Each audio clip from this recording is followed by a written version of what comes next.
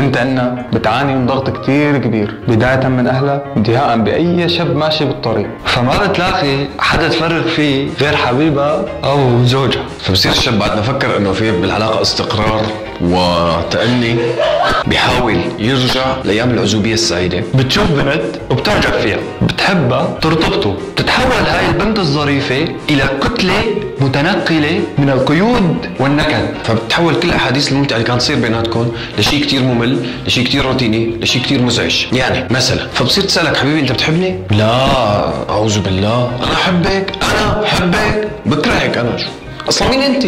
حبيبي اشتقت لي؟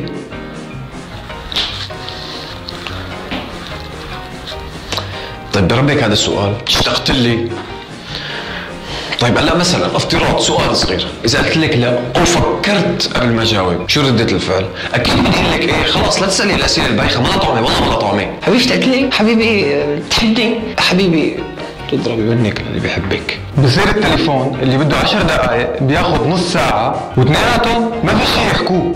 خلص بس تملوا سكروا، وين واحد منكم رح يزعل الثاني؟ ليكي انا شخصيا ما بهمني ولا بدي اعرف شو كانت لابسه ساره بعيد ميلاد لانا بنت عمتها لمريم، اللي اساسا انا والله ما بعرف ولا وحده منهم. مين هدول؟ قدري ظروفي وضعي، يعني انا ارجع ارحمي وحداتي. بمرحله ما بتجي بمرحله تمكين العلاقه. مرحلة تمكين العلاقة عبارة عن وعد، بتيجي بتسألك حبيبي وعدني، تفضل يا عمري بليز وعدني، تفضلي وعد خلص. وعدني انه بحياتك كلها بتكذب علي، وعد. طبعا هون أول مرة نكذب عليكم ورح نستمر، ليكي رح احكي لك شغلة رح نكذب عليكي، وغالب الأحيان عن شغلات نحن ما لنا مضطرين نكذب عليها، بس المشكلة أنت. يعني عم بحكي تليفون صديقتي دقت لي كذا أي شيء، مين حكى معك؟ أنا إجمالا بدي أقول لك صديقي، ليش؟ بتعملي لي مشكلة، في يوم من الأيام كسبتي لك شوية وزن، بتيجي بتسأليني حبيبي أنا نحفاني شيء، زلمة وقول لك لا، زلمة وقول لك لا، خلاص بدي أكذب عليك إجباري، لا تسأليني السؤال هذا ما له طعمة، بليز رجاءً. وبعدين شغلة ثانية إنه ليش توعدونا وما نوعدكم شو اسمه؟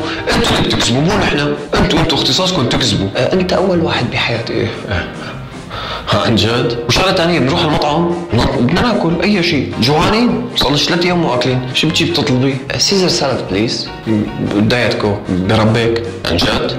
في ناس بيتغذوا على هيك شيء، انا كل ما بشوفك دائما عامله دايت، دائما عم تاكلي سلطه وما سلطه وشوربه وكوكا كولا دايت، خلصينا خلاص كوني على طبيعتك، اللي ما حبك على طبيعتك ما رح يحبك بس تنحفي او بس تسمني، خلاص كوني على طبيعتك، هي الشغله ما لها علاقه بالوزن، انا بحكيك عموما. ومن كثر الملل تجي لتتسلى فيك، ما في غيرك تسلاي، بتسألك سؤال ما له جواب، دور ما رح تلاقي. حبيبي شو مشان المستقبل؟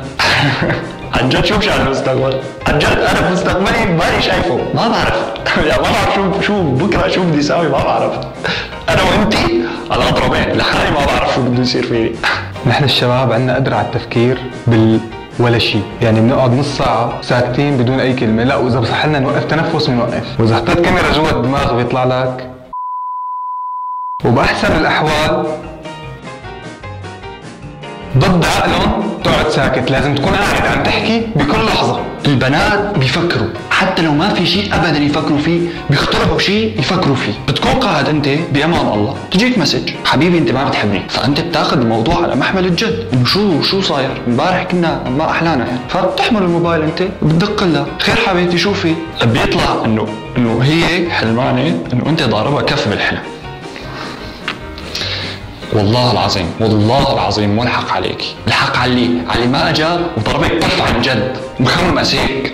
في مجموعة من الكلمات لازم دائما تنفهم بالمقلوب، إذا قالت لك خلص حبيبي روح، إياك تروح، يعني إذا قالت لك ما في مشكلة، اعرف إنه أكيد في مشكلة، إذا عادتها ثاني مرة فتأكد إنه أنت عندك حملة عياط وخناق مستمرة على الأقل نص ساعة، ومستحيل تقول لك شو بها إذا مزعوجة، طول ما عم تسألها شو بها، بس تمل من السؤال بصير بدها تقول لك شو بها، والذاكرة اللي عندهم ما بتشتغل غير بالمشاكل، دفتر ملاحظات، تحس متعاقدين مع الملاك الشرير تبعك، بيوصلوا لكل بياناته، بصير إذا في مشكلة بينك وبينها دغري بتقول لك تتذكر تعيبت علي من 3 سنين؟ وقت مهلتني من 1.5 سنة، لك أنا امبارح متذكر شو أكل، واذا بدها تعمل مشكله لا تحاول تتهرب من المشكله، بدها تصير المشكله لو شو ما سويت، لا تناقش، خلص اللي بدها اياه بيصير خلص نهائيا، بتقلب متوحشه، بتقلب هولك وقت المشكله، انه انت بتناقش انت وياها ماشي، فاحتد النقاش عم تقول لها حبيبتي ليش عم تحكي هيك؟ ايوه ما عجبك حكي، لا يا عمري بس لا تخلص، خلص انا رايي لازم نترك، روح الله معك، اصلا انا الحمار اللي من الاول اجيت معك، روح الله معك يلا.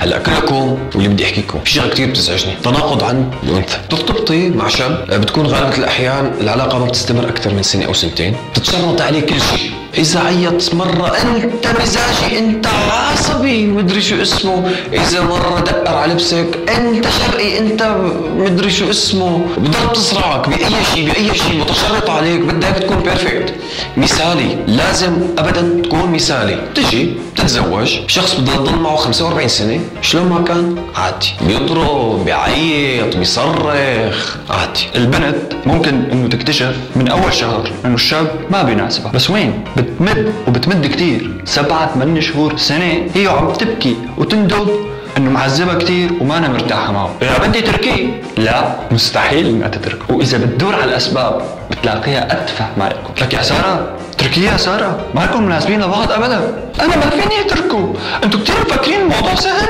انتم ما بتعرفوا شو في. طيب احكي لنا شو في يعني، ليش ما فيك تتركيه؟ شو في؟ الموبايل لسه الجديد اللي اشتريته وهديته اياه لساته عنده. طبعا اكيد ما حدا راح تفرق معه ألبومي لسه، بس يعني في هون ألبومي لسه، الأسباب بتكون هون هيك يعني ما في فرق كبير بيناتهم. أنا يلا. واحلى شيء الكتب اللي عنوانها 101 طريقه لتصلي لقلب الرجل وعلى الاغلب بتكون ساره اللي كاتبته، وما بدها لا 100 طريقه ولا 50 طريقه، بس روقي وفكري قبل ما تعملي مشكله شو سبب المشكله. ولا تعرفوا انه ايام البنت ممكن تجلطوا للواحد. قصه صغيره، نيلسون مانديلا سجن بجنوب افريقيا لمده 27 سنه على امل انه يغير طريقه افكاره، كانوا عم يضغطوا عليه تعذيب ودنيا ومدري شو، ضل متحمل، ضل عم يقاوم، ضل صامد، طلع من السجن، تزوج بعد 6 شهور طلق. ما تستحمل، هاي الحياه لا تعقدوها، خلاص خلي الدنيا بسيطة. طبعا كل اللي حكيناه هو ما بينطبق على الكل، حالات معينة احنا بنشتكي منها، وكل اللي ذكرناه هو ولا شيء قدام تصرفاتنا نحن الشباب. حكينا بهالحلقة على البنات، انتظروا الجزء الثاني. وانطرونا بالحلقة الجاية. سلام. صحيح ثواني شوي، لايك سبسكرايب على السريع. باي باي.